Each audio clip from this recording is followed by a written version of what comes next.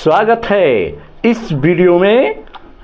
Dear Hindi बच्चे, आज मैं गोधूली भाग 2 पाठ 1 गद्य खंड से श्रम विभाजन एवं जाति प्रथा के बारे में निबंध प्रस्तुत करने जा रहा हूं।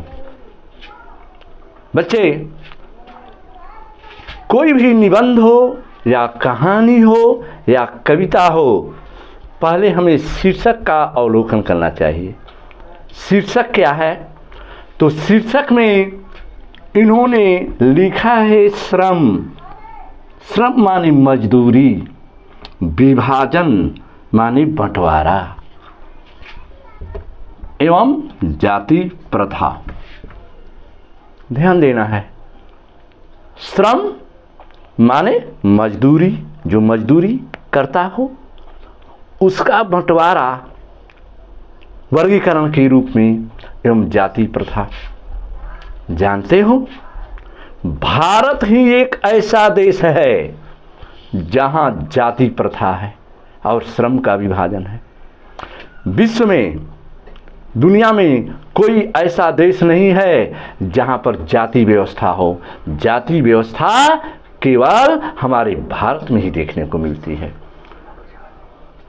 तो भीमराव अंबेडकर कह रहे हैं कि बड़े ही विडंबना की बात है कि इस समाज में हमारे जातिवाद का पोषक की कमी नहीं है। पहला पैराग्राफ, जातिवाद का पोषक। जो कण कण में जातिवाद एक समाज का ऐसा विषाद है कि जहर है, जो आपसी समाज में विखंडन करने वाला, समाज में ऊंच नीच का भेद करने वाला। इस पर हमारे अंबेडकर साहब ने निबंध के माध्यम से बताया है कि जातिवाद। तो आगे कह रहे हैं कि जाति प्रथा ऐसा है जो समर्थन का एक आधार पर यह कहा जा सकता है कि आधुनिक सभ्य समाज जो है वह उसका दूसरा रूप है। इसमें कोई बुराई नहीं है। श्रम विभाजन निश्चय ही सभ्य समाज की एक आवश्यकता है, परंतु किसी भी सभ्य समाज में श्रम विभाजन का व्यवस्था श्रमिकों के विभिन्न वर्गों में विभाजन नहीं करती। भारत, अभी मैं बताया बच्चे कि भारत की जाति प्रथा की यह एक मुख्य जो है विशेषता है कि ये श्रमिकों को अस्वाभाविक रूप में विभाजन ही नहीं करती, बल्कि विभाजित वर्गों को एक दूसरे में अपेक्षा, एक दूसरे को ऊंच नीच की भेद की करार देती है, जहां विश्व के किसी भी देश में यह जाति प्रथा देखने को नहीं मिलता है। ध्यान देना है, जाति प्रथा ये सबसे बड़ा समाज का कोड है। अंबेडकर ने इस जाति प्रथा साफ लिखे हैं कि यदि हम और आगे जाते हैं तो मनुष्य जन्म से नहीं कर्म से महान होता है। चलिए आगे इस निबंध में क्या कह रहे हैं कि जाति व्यवस्था को यदि हम श्रम विभाजन मान लिए जाए तो यह स्वाभाविक विभाजन नहीं है, क्योंकि मनुष्य की जो रुचि है वह उस पर आधारित नहीं है।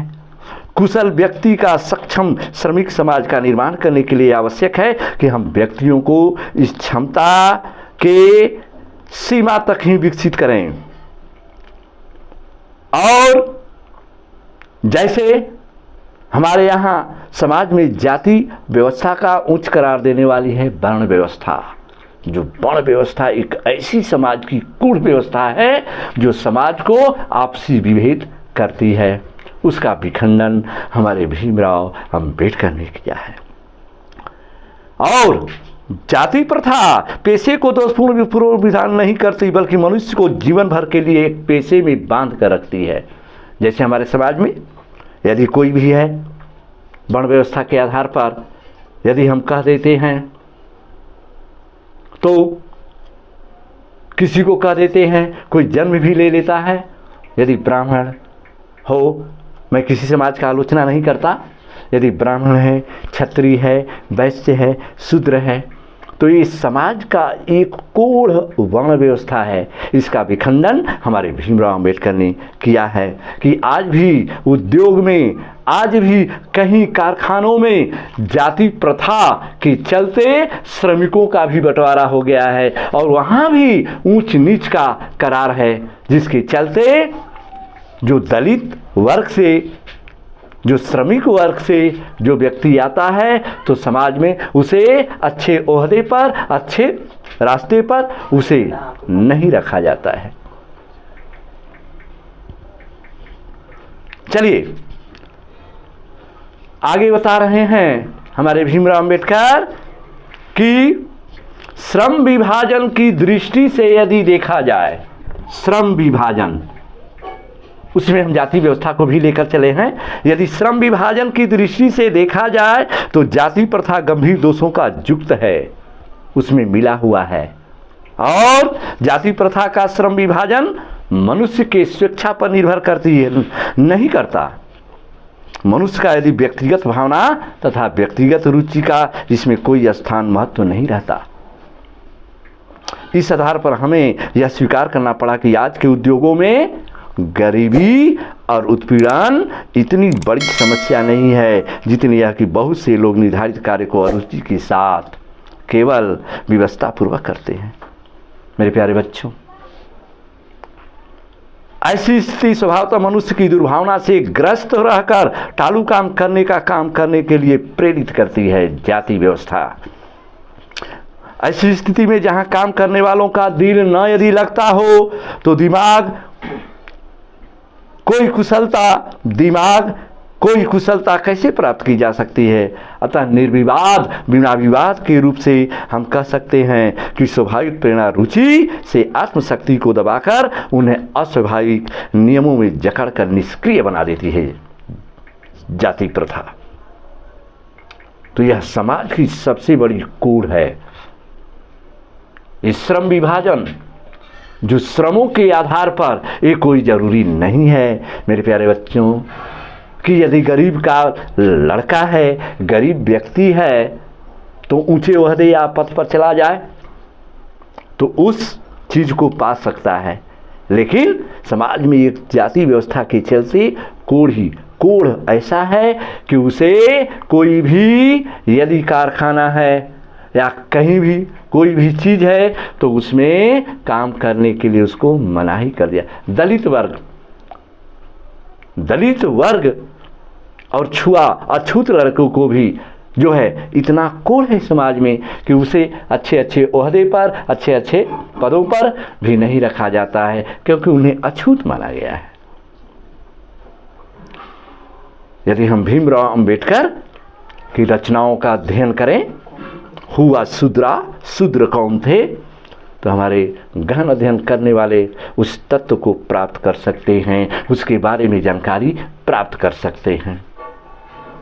आगे हमारे अंबेडकर साहब बता रहे हैं, आज कोई भी कहे हमारे बच्चे, संविधान के निर्माता हमारे बोधिसत्व भीमराव अंबेडकर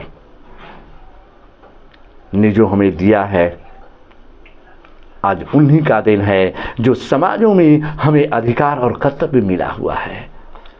चलिए आगे निबंध के माध्यम से क्या कह रहे हैं कि अब मैं समस्या के रचनात्मक पहलू को लेता हूं। मेरे द्वारा जाति प्रथा की आलोचना सुनकर आप लोग मुझसे प्रश्न पूछेंगे कि यदि मैं जातियों का विरोध करता हूं तो मेरी दृष्टि से यह गलत है।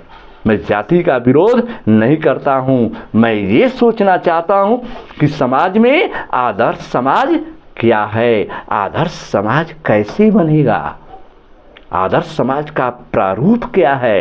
तो अंबेडकर ने साफ लिखा है कि आदर्श समाज का जब हम निर्माण करेंगे तो इसके प्रति क्या होगा। तो कह रहे हैं अंबेडकर कि मेरा आदर्श समाज जो है स्वतंत्रता, समता और भ्रातृत्व पर आधारित होगा। वही है आदर्श समाज का लक्षण, माने स्वतंत्रता, जिसको स्वतंत्रता का अधिकार हो, समता और भ्रातृत्व का अधिकार हो। तो समता माने बराबर का अधिकार, स्वतंत्रता जो बिल्कुल फ्रीडम स्वतंत्रता का अधिकार मिले, और भ्रातृत्व का अर्थ है भाईचारे का। और जहां हमारा भ्रातृत्व होगा, भाईचारे होगा, जहां समता होगा और जहां स्वतंत्रता होगा, और इसी का नाम है प्रजातंत्र। अम्बेडकर ने ये तीनों समाज को, तीनों सिद्धांतों को लेकर चली थी, भ्रातृत्व, भाईचारा और स्वतंत्रता। यही समाज का आदर्श का सच्चा स्वरूप था। तो उन्होंने साफ कहा है कि जो है सामाजिक जीवन के अबाध संपर्क में आने पर साधन अवश्य उपलब्ध होनी चाहिए। तात्पर्य है कि दूध पानी के मिश्रण की तरह भाईचारे की यह वास्तविक रूप है, और इसी का दूसरा नाम लोकतंत्र है। हमारे बच्चे लोकतंत्र, जनतंत्र और प्रजातंत्र, ये तीनों एक ही हैं। कभी हमारे बच्चे इसमें कन्फ्यूजन में हो जाते हैं। इसी को हम अंग्रेजी में डेमोक्रेसी कहते हैं। तो अम्बेडकर बता रहे हैं कि इसी का नाम लोकतंत्र है, जो आदर्श समाज में भाईचारे का, समानता का और स्वतंत्रता का जो मैंने नियम बनाया है, यही असली रूप है हमारे समाज का। क्योंकि लोकतंत्र केवल शासन की एक पद्धति नहीं है। आज भले ही हमारा समाज कह रहा है कि ये हमारा देश प्रजातंत्र तांत्रिक व्यवस्था पर चल रहा है। अम्बेडकर ने जो सपना देखा था, जो संविधान बनाया था, जो प्रजातंत्र का रूप दिया था, आज उसी को मानना होगा। और आगे बता रहे हैं कि हमें यही समाज में श्रद्धा और सम्मान की भूख है कि किसी भी भाई, कोई भ्रातृत्व भाई है, हमारा आदर्श समाज है, वह आपस में मिलकर रहे, समता का भाव बनाकर रहे, भाईचारे का संबंध बनाकर रहे, स्वतंत्रता का अधिकार मिले।